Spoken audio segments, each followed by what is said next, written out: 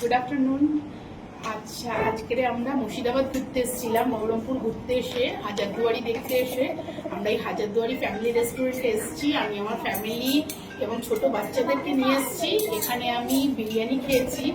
সত্যি বিরিয়ানিটা আমার বাচ্চারাও খেয়েছি। যথেষ্ট হাইজিন মেনটেন করে এখানে রান্না বান্না এবং খাবারগুলো সার্ভ করা হয়।